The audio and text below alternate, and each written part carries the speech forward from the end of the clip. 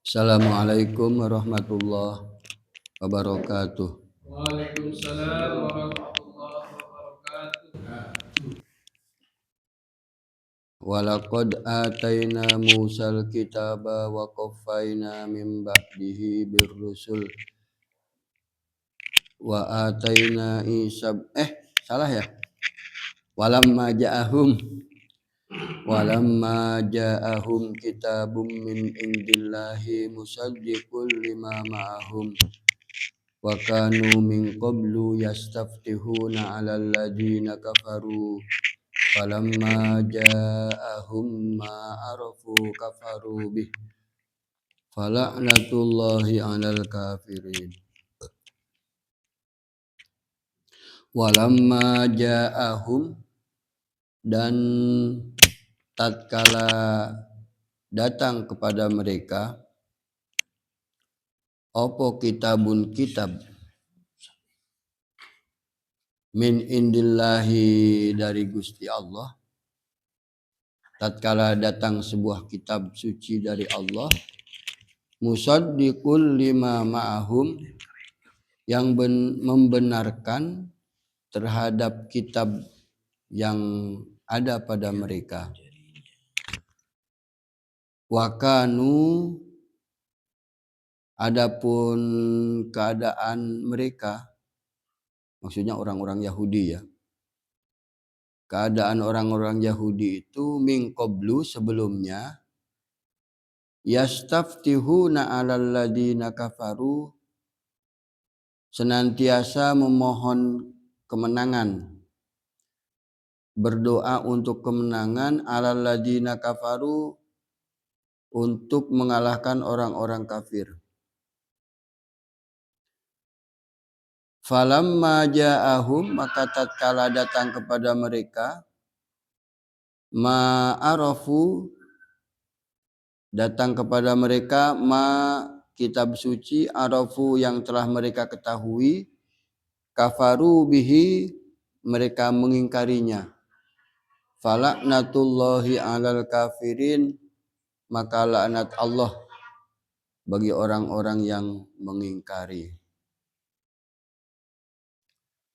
Pada minggu yang lalu kita telah membahas, di antaranya adalah bahwa jika rasul-rasul itu datang kepada orang-orang Yahudi zaman dulu, itu orang-orang Yahudinya bersikap sombong. Sebagian mereka dustakan, sebagian mereka bunuh. Itu konsekuensinya. Jadi kalau jadi seorang utusan Allah itu memang pilihannya dua, kadzabtum fafariqum kadzabtum wa fariqum taktulun.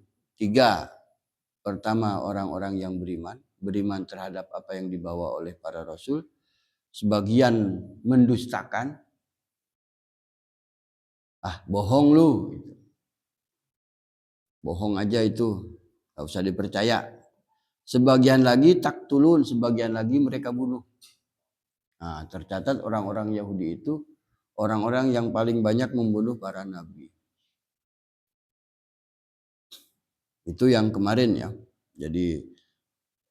Jadi seorang dai, jadi seorang pendakwah agama itu beresiko. Lebih beresiko. Karena membawa beban kenabian itu, dia harus hidup sebagaimana yang dikehendaki Allah.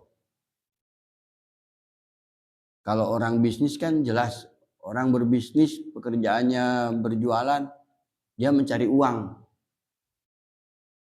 Orang jadi birokrat di pemerintah, jadi pegawai pemerintah, mendapat upah. Kalau jadi dai, jadi orang yang mendakwahkan agama itu tidak boleh meminta upah. Tidak boleh. Terlarang, karena contoh dari Nabi itu, para Nabi tidak pernah meminta upah. Upahnya dari Allah. Masalah upah dari Allah ini kan kalau bagi orang awam seakan-akan spekulasi gitu loh. Dianggap iya nek Gusti Allah maringi nek ora kan gitu. Tapi para nabi adalah orang-orang yang sudah dibentuk keimanannya oleh Allah sehingga sangat yakin tentang kehidupan dunianya. Jadi orientasinya memang untuk akhirat, menyampaikan agama Allah, orientasinya ke akhirat, maka para nabi itu orang-orang yang hidupnya sederhana. Meskipun orangnya bisa jadi sangat kaya raya. Nabi Sulaiman kan, itu malah penguasa dunia. Nabi Daud penguasa. Tapi hidupnya sederhana. Nah, mereka diberi beban kenabian, diberi beban untuk menyampaikan risalah Allah itu Nabi. Sama ulama-ulama juga sebenarnya beban ulama yang terberat kan dia harus berani menyampaikan agama Allah di tengah orang-orang yang tidak mesti menerima. Zaman sekarang saja orang tidak mesti menerima. Kadang ada orang yang suka, ada yang tidak suka. Itu tantangan bagi orang-orang yang mendakwahkan Islam. Selalu ada tantangan. Udah gitu zaman sekarang itu aneh. Kalau jadi ustadz miskin, malah diece. Coba kebanyakan kalau ustadz-ustadz kampung itu kan kasihan. Sudah dia dipanggil ustadz, nanggung, akhirnya dia yang ngurusin urusan-urusan keagamaan. Gitu. Jadi dia tidak bisa mencari dunia karena dia ketungkul. Ketungkul itu sudah disibukkan oleh urusan-urusan keagamaan yang orientasinya akhirat. Nah, kadang itu kalau orang kan kalau kira-kira kiainya itu rasukih, itu kadang orang patio dihormati. Ya, itu tantangan lah, tantangan bagi orang-orang yang mendakwahkan agama Allah. Walamma ja'ahum kitabum min indillahi. Kalau yang kemarin kan bagaimana sikap orang Yahudi ketika kedatangan Nabi. Jadi Nabi itu ada yang dipercayai, ada sebagian Yahudi yang percaya, ada sebagian mendustakan, sebagian lagi dibunuh Nabi itu. Lah ini bagaimana sikap orang Yahudi ketika kedatangan kitab suci. Jadi sebelum datang Nabi Muhammad, itu orang Yahudi kan sudah tahu dalam kitab Taurat disebutkan bahwa akan ada datang seorang nabi akhir zaman yang bernama Muhammad. Mereka sudah sangat tahu. Pengetahuan Yahudi terhadap kelahiran Nabi Muhammad itu seperti pengetahuan dia terhadap anaknya sendiri. Saking ngertinya bahwa akan ada lahir Nabi akhir zaman. Jadi ngertinya itu sampai seperti dia kenal anaknya sendiri. Nah, ketika datang kitab suci kepada mereka yang membenarkan apa yang ada pada mereka kan sudah punya Taurat, punya kitab suci. Tapi mereka juga tahu bahwa nanti akan ada Nabi akhir zaman pembawa kitab suci. Wa kanu min qablu, sebelumnya keadaan orang-orang Yahudi itu yastaftihuna 'alal ladina kafaru, suka meminta doa untuk kemenangan itu menggunakan Al-Qur'an. Ya Allah, dengan berkat kitab suci yang akan engkau turunkan yaitu Al-Quran, berilah kami kemenangan. Yahudi. Jadi Yahudi itu biasa berdoa kepada Allah. Dia menggunakan janji Allah atau menggunakan kehormatan kitab suci Al-Quran. Yastaftihuna 'alal ladina kafaru. Jadi mereka suka berdoa menggunakan kemuliaan Al-Quran, digunakan sebagai wasilah supaya Allah beri kemenangan terhadap mereka. Tapi falamma ja'ahum ma arafu kafaru bih. Ketika datang kepada mereka apa yang mereka ketahui. Yang mereka ketahui kan akan datangnya Nabi Muhammad, akan turunnya kitab suci Al-Quran. Ketika Muhammad dilahirkan, Muhammad datang, Nabi Muhammad jadi seorang nabi, membawa Al-Quran, kafaru bih. Mereka mengingkari. Coba, berarti kan sejak zaman dahulu itu kitab suci Al-Quran itu sudah dipromosikan oleh Allah. Sudah disampaikan. Akan ada satu kitab suci yang luar biasa hebatnya, yang tidak bisa disentuh oleh iblis, oleh setan untuk merubahnya, tidak bisa. Tidak tersentuh. Jadi kitab suci Al-Quran itu tidak tersentuh setan, tidak tersentuh iblis, sehingga mereka tidak bisa merubah Al-Quran. Sementara kitab suci yang lain itu bisa dirubah oleh mereka. Dirubah oleh setan, dirubah oleh iblis dalam bentuk manusia. Maka nggak heran kalau kitab-kitab zaman dulu punah. Kitab-kitab suci zaman dulu itu punah. Taurat, Injil, Zabur itu punah. Artinya tidak bisa kita membedakan mana yang otentik asli, mana yang berupa hasil perubahan-perubahan. Tidak bisa, hampir tidak bisa. Nah, maka Al-Quran ini dipromosikan oleh Allah kepada orang-orang Yahudi bahwa nanti akan ada kitab suci yang akan menjadi pedoman bagi kalian untuk mengalahkan orang-orang kafir. Maka sesungguhnya oleh karena itu pengalaman kita menunjukkan orang-orang Yahudi, orang-orang Ahlul Kitab, orang Nasrani itu mesti di rumahnya punya Al-Quran. Pendeta-pendeta Yahudi, pendeta-pendeta Nasrani itu punya Al-Quran. Beda dengan kita, coba ustadz-ustadz di sini, ada nggak yang punya Injil? Ya kan? Saya dapat Injil itu langsung dikasih oleh pendeta.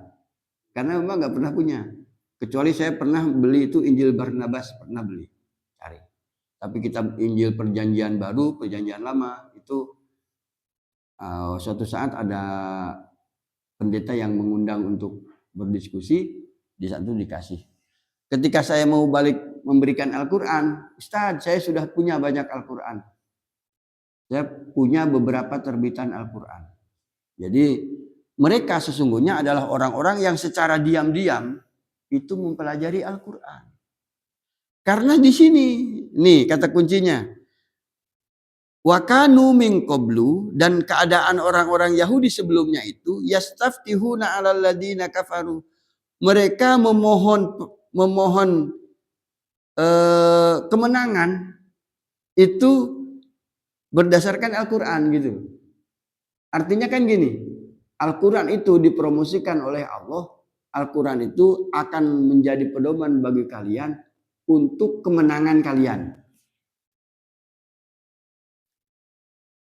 Al-Quran itu akan menjadi pedoman bagi kalian untuk kesuksesan kalian. Al-Quran itu akan menjadi pedoman bagi kalian untuk keberkatan hidup kalian.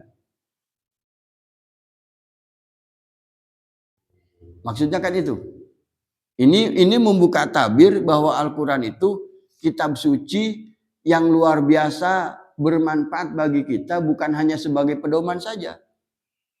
Bahkan di sini ada banyak ilmu pengetahuan, banyak informasi-informasi antariksa, banyak informasi biologi, banyak informasi ilmu ekonomi, banyak informasi tentang siasat politik. Ada, semuanya ada di sini. Asal kita memang mau membaca dan tunduk, patuh, pasrah sama Al-Quran. Nah ini menjadi pintu ya, menjadi clue bahwa Al-Quran itu oleh orang-orang Yahudi akan dianggap sebagai pedoman untuk mendapatkan kemenangan. Maka saya tidak kaget kalau orang Yahudi sebenarnya juga membaca Al-Quran, walaupun dia tidak mengimani. Tetapi dalam hati kecilnya mereka tahu bahwa ini adalah kitab yang diturunkan oleh Allah Subhanahu wa taala. Itu dari kata yastaftihun. Maka sebenarnya kerugian besar bagi kita kalau kita mengabaikan Al-Quran. Kalau ada orang beriman mengabaikan Al-Quran dan mengambil kitab lain sebagai pedoman hidupnya, rugi. Rugi. Terlihat di sini coba, ketika kebanyakan dari orang-orang beriman itu malah berpaling dari Al-Quran, yang terjadi kan kehinaan. Berbeda dengan era sahabat. Era sahabat Nabi adalah era terbaik orang-orang beriman, era sahabat Nabi. Di mana ketika itu mereka tidak memiliki kecuali kitab suci Al-Quran. Era sahabat Nabi itu tidak ada kitab pedoman selain Al-Quran. Tidak ada. Adapun kitab-kitab itu dikarangnya setelah era sahabat meninggal semua.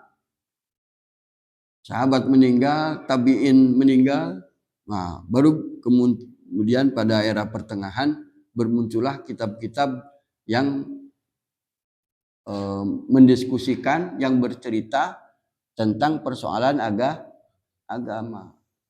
Sejak zaman itulah banyak orang kemudian berpaling dari Al-Quran, menggunakan kitab-kitab lain sebagai pedoman hidupnya. Nah, padahal orang-orang Yahudi sebelum datang Al-Quran, mereka sangat meyakini bahwa kitab suci Al-Quran itu kitab yang akan membawa kemenangan bagi mereka. Sehingga mereka kalau berdoa itu, ya Allah berikan kemenangan kami menghadapi orang-orang kafir berkat Al-Quranmu ya Allah. Itu doa yang biasa dipanjatkan oleh orang Yahudi. Tetapi ketika Al-Quran datang, mereka kafir mengingkari terhadap Al-Quran. Coba dalam surat Al-A'raf, coba Ustaz dibuka surat Al-A'raf ayat pertama. Kaf ha ya ain sod. Itu ya? Apa alif lam mim sod itu yang di Al-A'raf? Kitabun unzila ilaika fala yakum fi sadrika harajum minhu litunzira bihi wa dzikra lil mu'minin. Ittabi'u ma unzila ilaikum mir rabbikum wa la tattabi'u min dunihi awliya qalilam ma tadzakkarun. Alif lam mim shad. Coba dilihat di situ ada kata-kata kitab suci yang diturunkan Allah kepadamu yang kalian tidak ada keraguan di dalamnya. Jangan ada keraguan di dadamu. Ini kan makna dari zalikal kitabula raiba fi hudal lil muttaqin. Orang beriman ketika sudah beriman kepada Allah, beriman kepada kitab suci Al-Quran, tidak boleh ada ragu terhadap kitab sucinya. Bahwa inilah pedoman yang diberikan oleh Allah untuk kehidupan orang beriman. Di dalam Al-Quran memuat bagaimana orang beriman beribadah, bagaimana orang beriman berakhlakul karimah, bagaimana orang beriman bermuamalah, bagaimana orang beriman punya akidah, itu lengkap di dalam Al-Quran. Jangan diragukan. Ittabi'u, ayat ketiganya ya, ittabi'u ma unzila ilaikum mir rabbikum wa la tattabi'u min dunihi awliya. Ada kan Ustaz ya?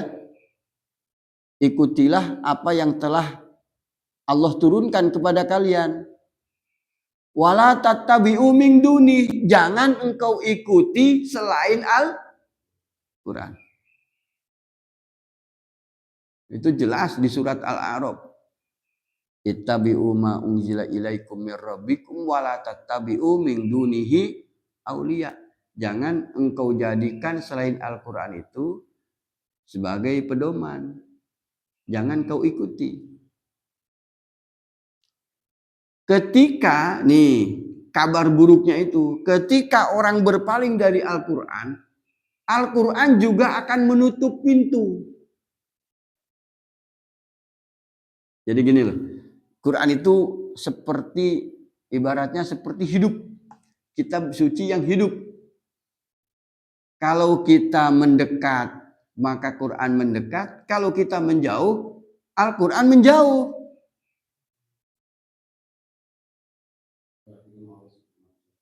Gitu loh. Jadi makanya kan sering saya bilang kalau kita pengen paham Al-Quran, bacalah sering-sering Al-Quran dengan penuh kecintaan, pelajarilah Al-Quran seakan-akan kita tidak membutuhkan kitab lain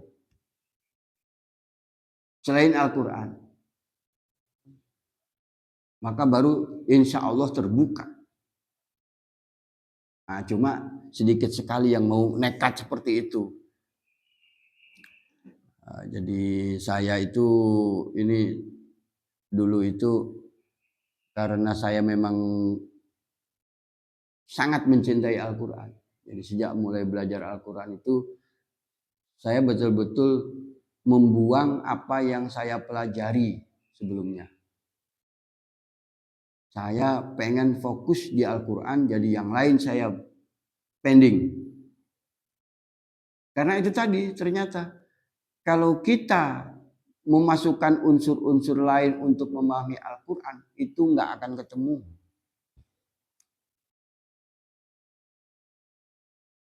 Nggak akan ketemu. Tidak tahu ya.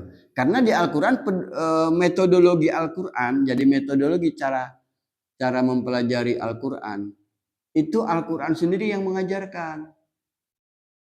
Saya sering sampaikan,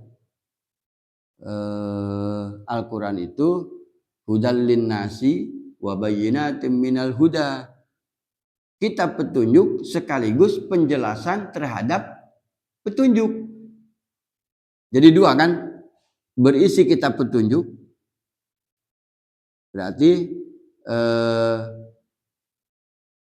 sebuah kitab yang isinya seluruh petunjuk perundang-undangan manusia isinya. Yang kedua, penjelasan terhadap undang-undang yang dimaksud. Kayak seperti kitab undang-undang kan mesti begitu. Ada pernyataan undang-undang, umpamanya undang-undang perkawinan, undang-undang kepegawaian, undang-undang dasar 45.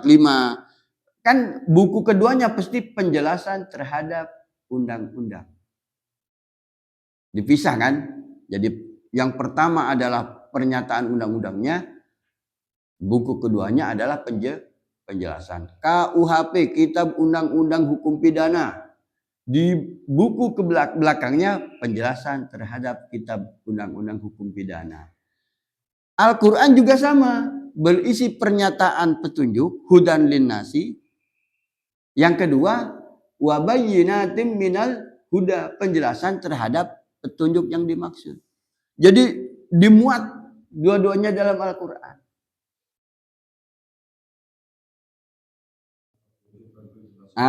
Ada di dalam. Bagaimana kita cara memilah-milahnya?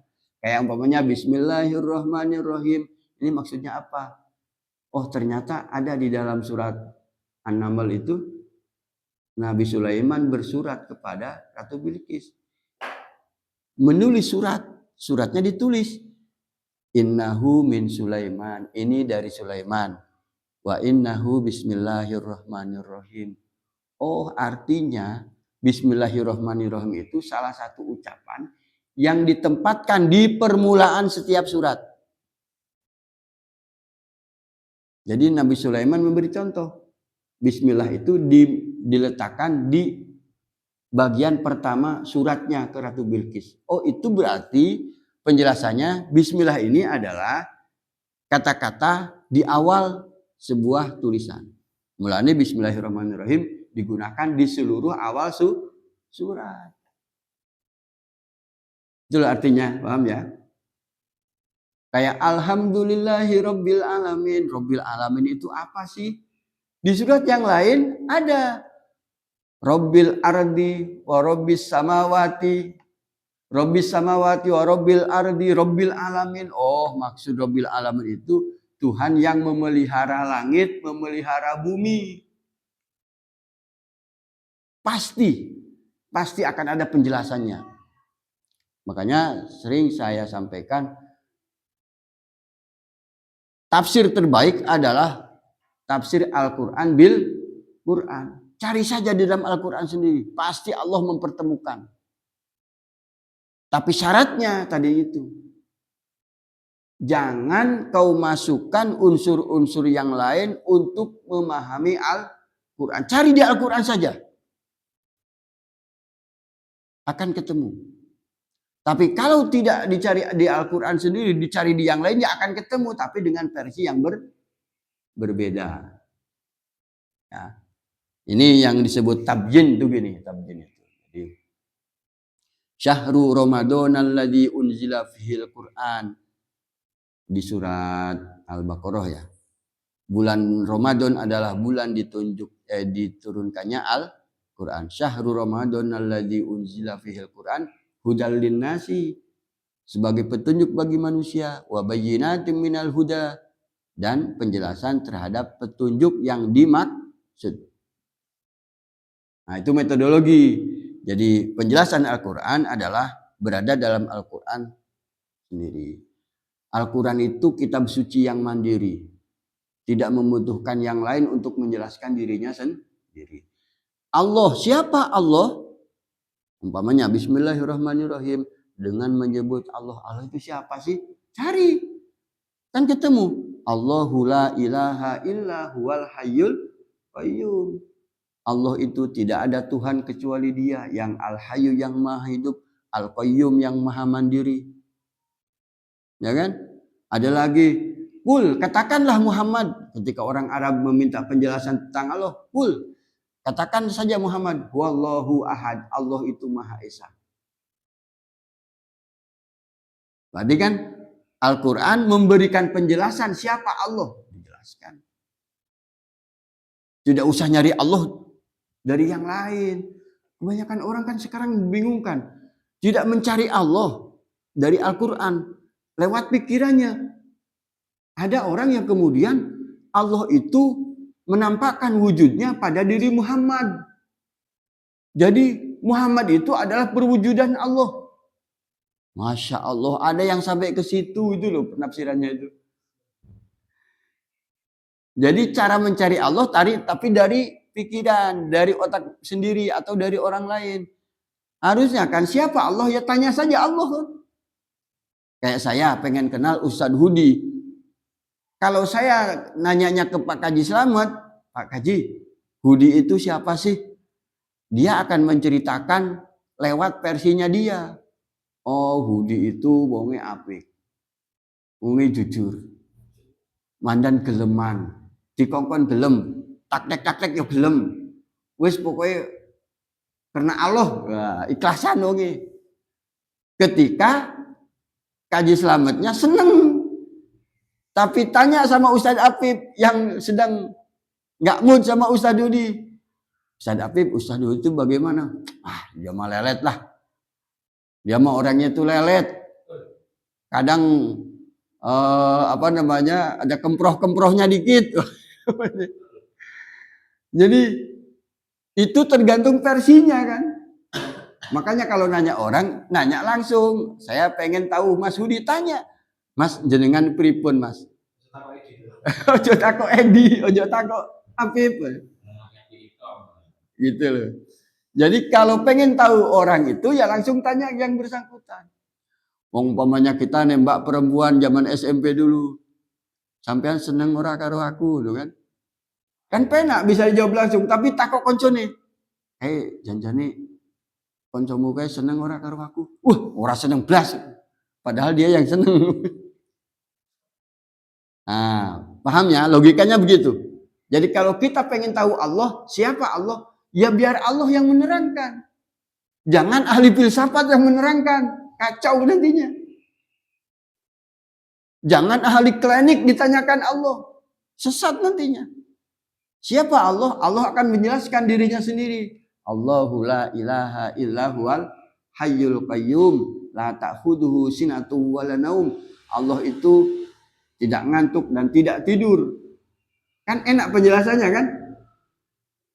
Nah, itulah salah satunya. Itu metodologi tabyin itu. Jadi Allah akan memberikan hikmah ilmunya bagi orang-orang yang memang serius mencintai Al-Quran, suka sama Al-Quran, berani mempelajari Al-Quran walaupun waktunya habis untuk mempelajari. Allah akan pertemukan. Tapi kalau orangnya berpaling dari Al-Quran, pengen ngerti Al-Quran, baca kitab yang lain, itu insya Allah tidak akan ketemu, kesulitan. Nah, jadi Al-Quran itu hanya akan memberikan hikmahnya kepada orang yang mendekatinya.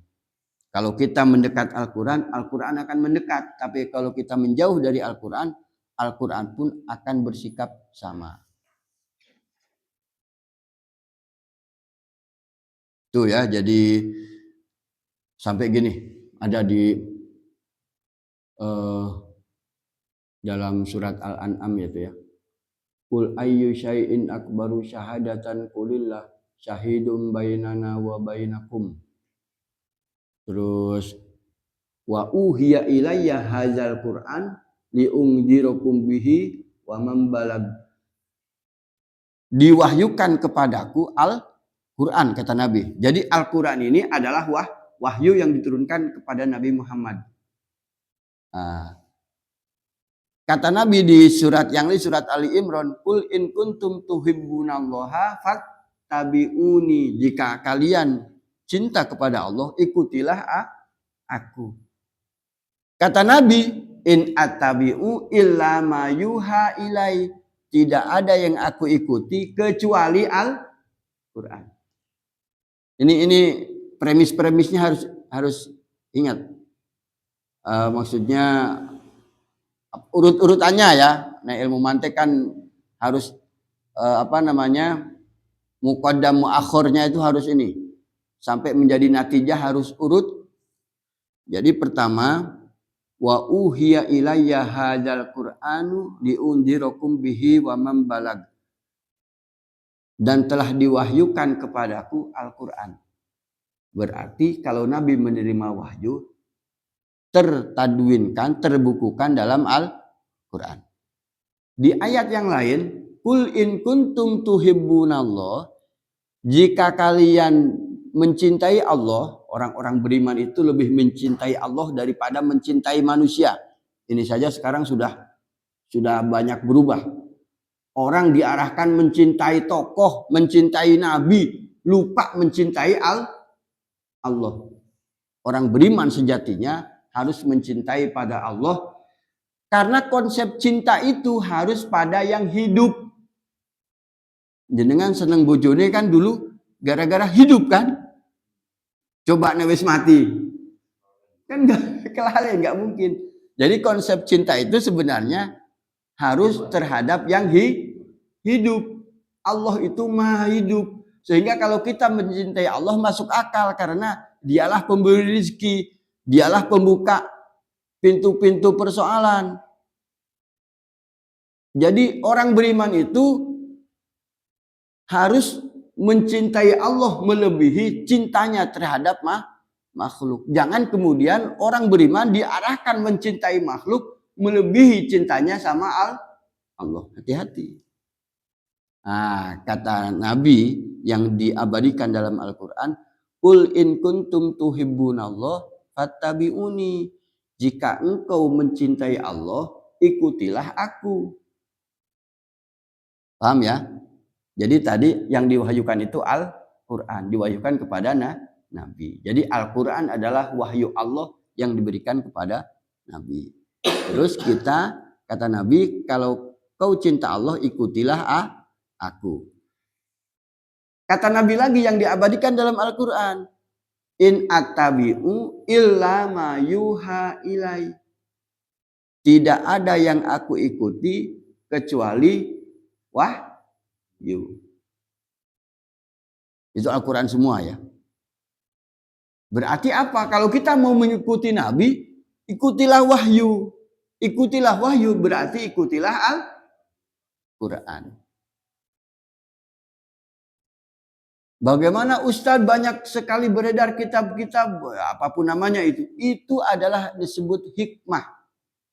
Itu adalah kitab hikmah. Hikmah itu apa? Itu kitab ilmu pengetahuan.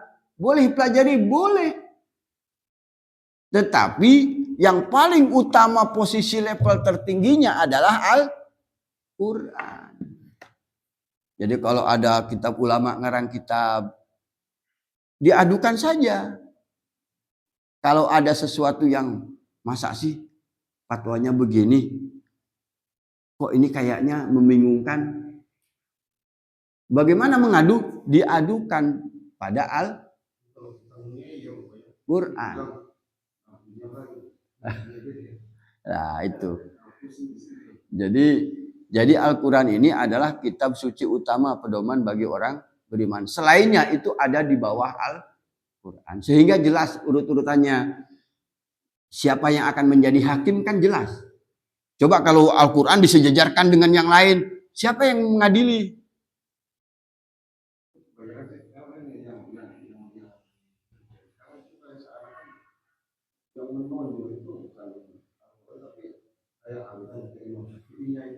Mazhab.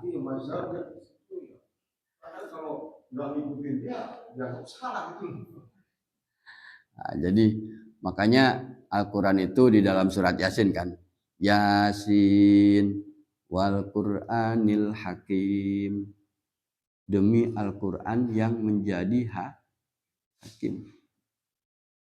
Kitabun uhkimat ayatuhu summa fussilat min ladun hakimin khabir.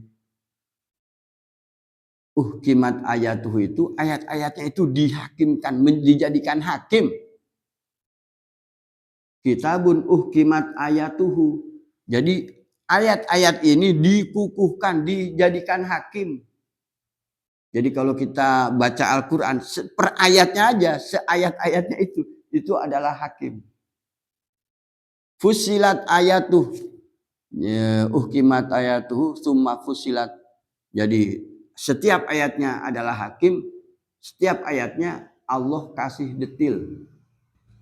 Al-Quran itu detil.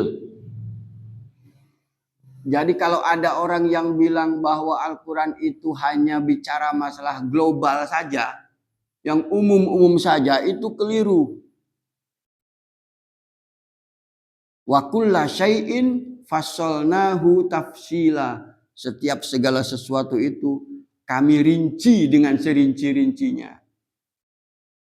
Yang jadi salah itu begini, orang membuat rincian sendiri, kemudian dipromosikan sehingga menjadi keyakinan orang, sampai, loh ini rincian ini tidak ada loh dalam Al-Quran. Nah, akhirnya dianggap, oh Al-Quran hanya memuat hal-hal yang global. Karena orang-orang telah berdusta membuat sesuatu, membuat pernyataan-pernyataan, fatwa-fatwa sesuatu yang tidak ada dalam Al-Quran, tapi itu sudah berusia tahunan sehingga menjadi tradisi. Ya kayak kemarin kasusnya Dajjal. Dajjal itu kan itu dongeng Arab. Dongeng Arab dikemas, dimasukkan seakan-akan menjadi bagian dari agama. Sehingga itu menjadi keyakinan semua orang. Hampir tidak ada orang yang menganggap Dajjal itu dongeng Arab. Dianggapnya itu benar bagian dari agama, sehingga semua orang menunggu kedatangan Dajjal saat dunia. Sehingga ketika orang itu sudah menjadi keyakinan, kok di Al-Quran nggak ada? Kan pernyataannya berbalik. Oh, kan Al-Quran tidak akan menjelaskan. Al-Quran hanya memuat hal-hal yang global. Contohnya apa? Dajjal kan nggak ada. Bukan harusnya gini, ketika tidak ada dalam Al-Quran ya ditolak. Harusnya kan gitu. Berarti itu bukan bagian dari agama. Dajjal itu bagian dari cerita rakyat, mitos-mitos Arab, tapi kemudian diselundupkan seakan-akan menjadi bagian dari kepercayaan agama. Paham maksudnya ya? Dajjal itu buto ijo. Jadi buto ijo bermata satu lah ceritanya. Di kita juga kan punya cerita gitu. Ada bawang putih, bawang merah, kelenting abang, kelenting kuning. Banyak kan? Cuma dongeng, itu dongeng Arab. Tapi orang Arab supaya itu lestari dan supaya jadi kepercayaan, Dibikinlah supaya itu seakan-akan menjadi bagian dari keyakinan agama. Padahal di Al-Quran juga nggak nemu. Imam Mahdi tidak ada cerita Imam Mahdi dalam Al-Quran. Nah kalau menemukan seperti itu, jangan kemudian dianggap oh Al-Qurannya berarti yang tidak merinci kan gitu. Nah harusnya Imam Mahdi itu gini loh. Dalam ilmu politik ada istilah mesianistik. Mesianistik itu sebuah ideologi ketika suatu bangsa dalam keadaan tertekan, keadaan tertindas, supaya tetap hidup diberi harapan. Jadi kalau orang sedang tertindas, dijajah, supaya mereka tetap hidup jiwanya, oleh pemimpin politik biasanya diberikan cerita mesianistik. Tenang saja dulu kan zamannya Muawiyah berkuasa, seluruh keturunan Ali kan dihabisi. Seluruh klan-klan Sayyidina Ali, Syiah disebut mereka itu, dihabisi. Kemanapun ada golongan Syiah dikejar. Orang-orang Syiah untuk mempertahankan ideologinya, disebarlah bahwa tenang saja kita bersabar. Kita akan mendapatkan kemenangan nanti setelah Imam Mahdi lahir. Akhirnya ideologi itu yang menumbuhkan harapan. Itu namanya mesianistik. Sama seperti di Jawa ketika dijajah oleh Belanda, puluhan tahun dijajah, tertindas, tidak bisa melawan, supaya harapannya supaya tetap hidup, jiwanya tetap hidup, diberi cerita tentang Satrio Piningit. Ketemu ya? Jadi istilah Imam Mahdi itu sama dengan istilah Satrio Piningit di Indonesia. Ideologi yang ditanamkan untuk melestarikan harapan bangsa. Padahal setiap ada Satrio Piningit, setiap ada presiden, Satrio Piningit itu ini. Datang lagi presiden baru, inilah Satrio Piningit. Itu kan ada sejak zaman Soeharto. Bagi pendukungnya Satrio Piningit itu Pak Harto kan. Ketika ternyata ambruk ekonominya, datang yang baru, Satrio Piningit itu ini. SBY jadi Satrio Piningit mesti. Ketika menemukan kebuntuan ada Jokowi. Jokowi itu Satrio Piningit.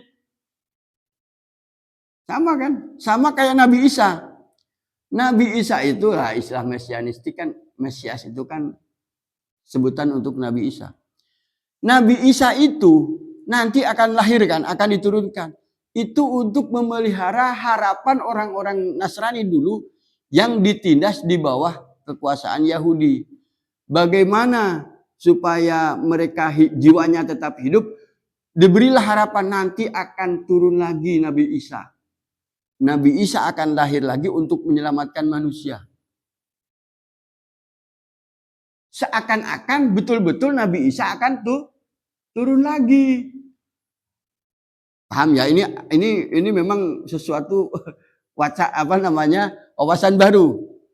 Jadi mesianistik itu ketika orang-orang Nasrani ditindas oleh kaum Yahudi, diberi harapan supaya tetap hidup jiwanya. Nabi Isa itu akan lahir lagi. Ditularkan ke umat Muhammad. Paham ya? Ditularkan ke umat Muhammad sehingga terprovokasi, sama terprovokasinya. Nanti Nabi Isa itu akan turun ke dunia. Padahal setiap ada orang yang ngaku Nabi Isa pasti bohong. Ya kan? Terbukti. Harusnya kalau kita itu memang percaya Nabi Isa akan turun, ada orang yang ngaku Nabi Isa, jangan-jangan iya. Ya? Jangan disia-siakan. Jangan kemudian malah dibohongkan, dinista. Coba berapa orang di kita, di Indonesia lah, tidak usah yang jauh-jauh.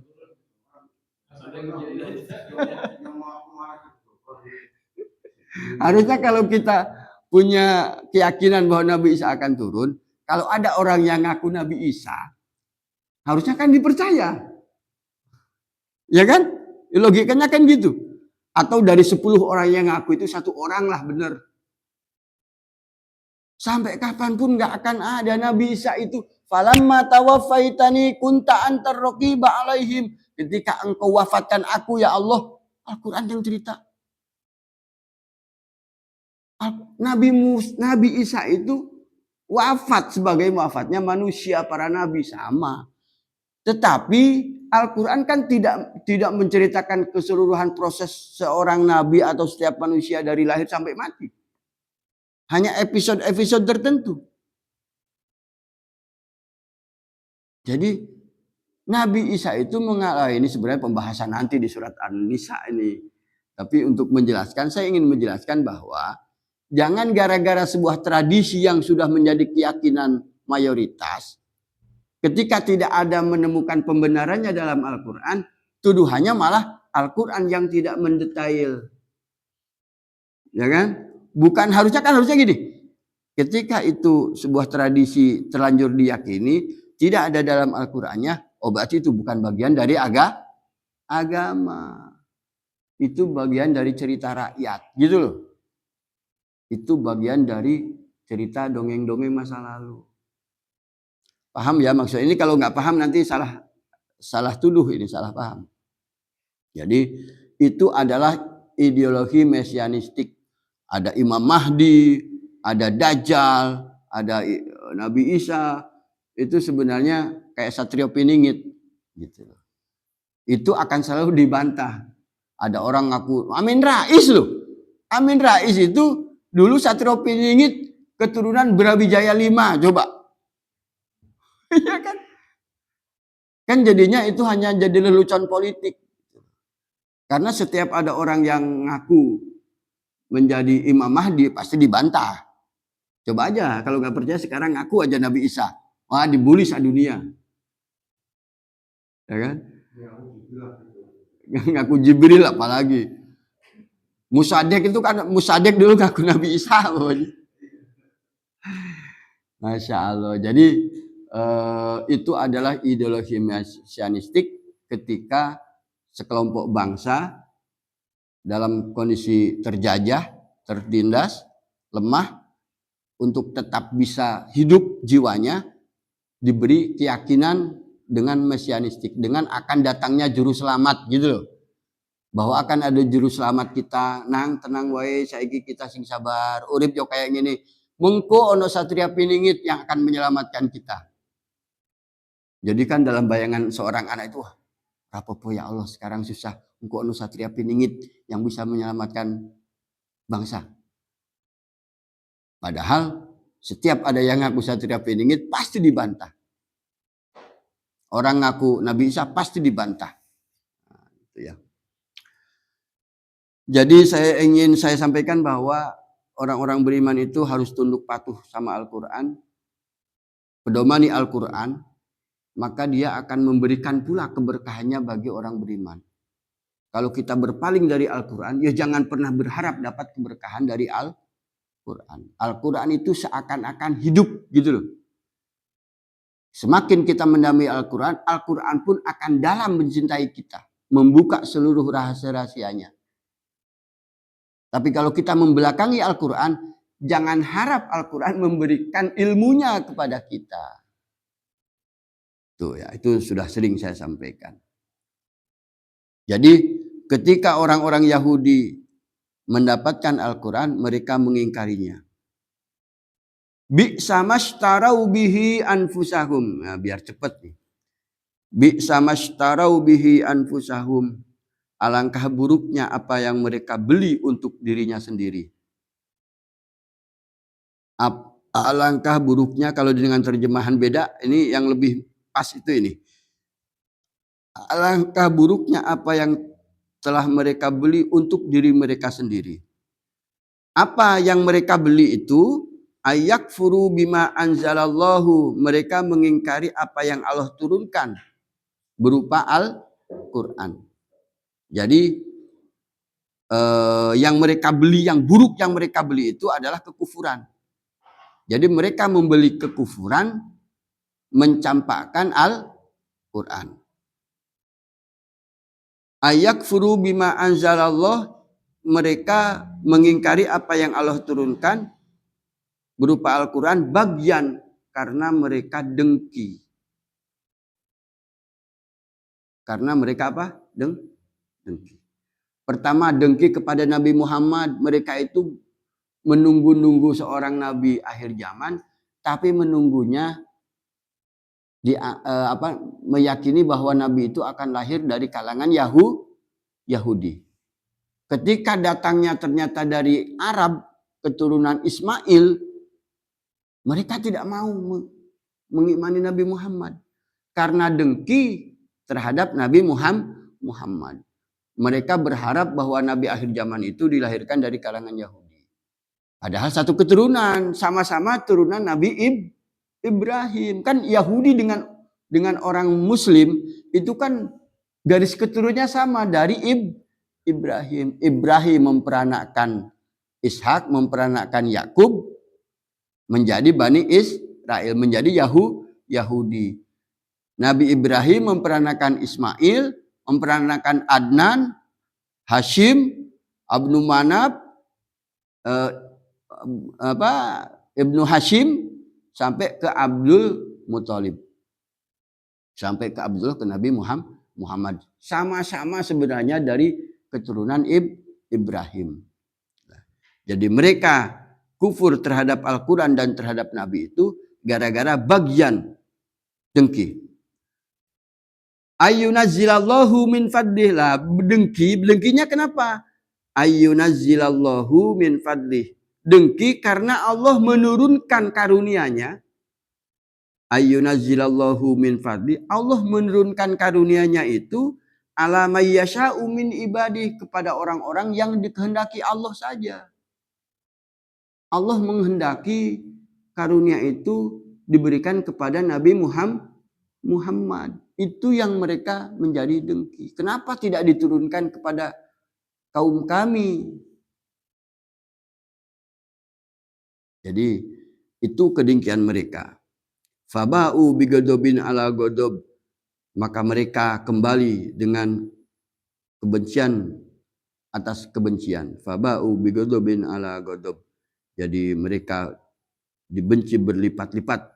Walil kafirina azabun muhin, dan bagi orang-orang kafir itu siksa yang menghinakan, yang menyedihkan. Itu ya, jadi ini adalah reaksi orang-orang Yahudi, orang Bani Israel ketika kitab suci Al-Quran diturunkan kepada mereka. Kalau kemarin kan reaksi bagaimana orang Bani Israel diturunkan Nabi Muhammad. Jadi penyakit dengki yang menghalangi mereka untuk beriman. Ini menjadi pelajaran bagi kita. Dengki itu bisa menghalangi kita dengan kebenaran. Dengki itu bisa menghalangi orang beriman dengan kebaikan. Kebaikan seseorang, kalau kita dengki, kebaikan itu menjadi keburukan. Ada orang baik sama kita, umpamanya. Kita mogok mobil kita mogok. Terus tetangga kita, ayo pak mogok, saya dorong. Kan itu baik. Tapi bagi orang yang dengki, paling yo golek diupahi. Ya kan? Karena dengki sama orang yang menolongnya. Paling juga nanti nyari duit lah. Kalau nggak boleh duit ya orang gelem. Belum sudah curiga. Itu orang dengki. Ada anak seliwer. Ayo paling nunggu diceluk kon mangan nang omah. Padahal anaknya itu sedang sibuk umpamanya. Itu karena dengki. Jadi dengki itu akan menghalangi orang beriman. Kalau orang beriman dengki nih, menghalangi dari kebaikan, menghalangi dari kebenaran. Orang yang baik seperti apapun di hadapan orang yang dengki akan tetap menjadi buruk. Nah, itu sama seperti orang Yahudi. Orang Yahudi itu Allah halangi dari kebenarannya akhirnya. Dihalangi dari nabinya. Karena karena mereka dengki.